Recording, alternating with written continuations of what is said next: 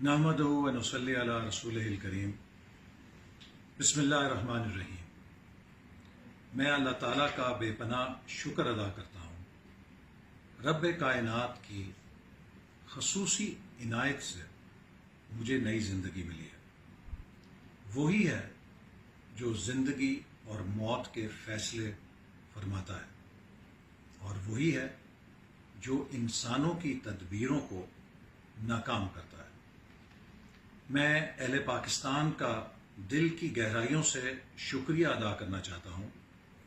گلگت سے لے کے گوادر تک پورے ملک سے میری ماؤں نے، بہنوں نے، بیٹیوں نے، بزرگوں، بھائیوں اور بیٹوں، نوجوانوں نے میری طرف دعاؤں اور محبتوں کے جو گلدستے بھیجے، وہ میری زندگی کا سب سے قیمتی سرمایہ ہے۔ میں ان کے نقش کبھی مٹا نہیں پاؤں گا۔ خاص طور پہ میں اہلیان ناروال کے ان جذبات کو کبھی فراموش نہیں کر پاؤں گا جس انداز میں گھر گھر ماؤں، بہنوں، بزرگوں نے اللہ کے آگے التجا کی اور میرے لیے رب کے حضور ہاتھ اٹھائے۔ یہ یقیناً میرے لیے بہت بڑا قرض ہے۔ دنیا بھر سے، پاکستان کے دوست ممالک سے اور عالمی رہنماؤں نے جو یکجہتی اور کنسرن کے میسیجز بھیجے، میں ان کا بھی شکریہ ادا کرنا چاہتا ہوں۔ سابق وزیر اعظم نواز شریف فوری طور پہ تشریف لائے۔ وزیر اعظم شاہد خاقان عباسی صاحب، پاکستان پیپلز پارٹی کے چیئرمین جناب بلاول بھٹو اور دیگر جماعتوں کے قائدین، سول اور سیکیورٹی اداروں کے سربراہان، زندگی کے ہر طبقے سے تعلق رکھنے والے سیاسی کارکن اور نمائندے اپنی محبت کا اظہار کرنے کے لیے تشریف لائے۔ اس کے باوجود کہ ڈاکٹرز نے ملاقات پہ پابندی عائد کر رکھی تھی، انہوں نے اس کا احترام کرتے ہوئے میرے اہل خانہ سے جس یکجہتی اور محبت کا اظہار کیا، میں ان سب کا شکریہ ادا کرنا چاہتا ہوں۔ میڈیا نے اس حوالے سے قوم کو میری صحت کے بارے میں آگاہ رکھا، اور خاص طور پہ وہ صحافی جو مستقل ہاسپٹل میں موجود رہے تاکہ وہ میری صحت کے بارے میں قوم کو باخبر رکھ سکیں، میں ان کا بھی بےحد مشکور ہوں۔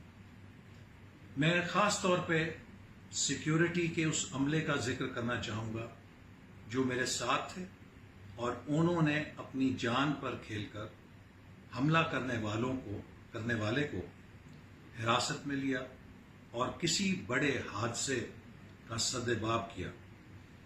مجھے district head quarter hospital Narowal لے جایا گیا۔ وہاں کے ڈاکٹرز نے، عملے نے، نرسز نے جس انداز میں مجھے ابتدائی طبی امداد دی، میں اس کے لیے بھی ان کا بےحد مشکور ہوں۔ جب مجھے کہا گیا کہ میں ٹرشری کیئر کے لیے کسی بڑے ہاسپٹل میں جاؤں جہاں مجھے ڈاکٹرز کی اعلیٰ سطح کی صلاحیت درکار ہوگی، تو میں نے ایک سرکاری ہسپتال کا چناؤ کیا، اور سروسز ہاسپٹل میں پہنچ کر جس کیئر اور جس اٹینشن اور پروفیشنل علاج کا مجھے تجربہ ہوا، اس نے مجھے ہمارے پبلک سیکٹر کے ہیلتھ کیئر اداروں پہ اعتماد میں اضافہ کیا ہے۔ میں سروسز ہاسپٹل میں بیٹیوں جیسی ان تمام نرسز کو جنہوں نے شبانہ روز ذاتی دلچسپی لے کر میری نگہداشت کی، ان ڈاکٹرز کو جو میرے ساتھ جاگتے رہے اور جب میں سوتا تھا تو وہ تب بھی جاگتے تھے، ان کا بےحد مشکور ہوں۔ میں آج گھر جا رہا ہوں اور اپنے ساتھ جسم میں وہ گولی زندگی بھر کے لیے لے کر جا رہا ہوں جو مجھے یہ یاد دلاتی رہے گی کہ ہمیں پاکستان کو امن کا گہوارہ، یکجہتی اور ہم آہنگی کا مضبوط مرکز بنانے کے لیے ابھی کتنا کام کرنا ہے۔ پاکستان جسے دین اسلام کے نام پہ حاصل کیا گیا تھا، وہ دین جس کا نام ہی امن کے ساتھ جڑا ہوا ہے، اس ملک سے ہمیں نفرت کے کانٹوں کو دور کرنے کے لیے ابھی کتنی جدوجہد کرنی ہے، چونکہ کوئی ملک اس وقت تک مضبوط یا خوشحال نہیں ہو سکتا جب تک وہاں امن، استحکام اور بھائی چارہ یقینی نہ بنایا جائے۔ اس جدوجہد میں ہم ہزاروں زندگیوں کی قربانی دے چکے ہیں۔ آج وہ شہید اور ان کے اہل خانہ بھی میری دعاؤں میں ہیں جو دہشت گردی کا نشانہ بنے۔ اس ملک کو دہشت گردی سے محفوظ رکھنے کے لیے انہوں نے اپنی جوانیاں نچھاور کیں، شہادت کے جام نوش کیے تاکہ یہ قوم امن میں زندگی بسر کر سکے۔ میں ایک بار پھر سروسز ہاسپٹل کی انتظامیہ، عملے کا شکریہ ادا کرتا ہوں۔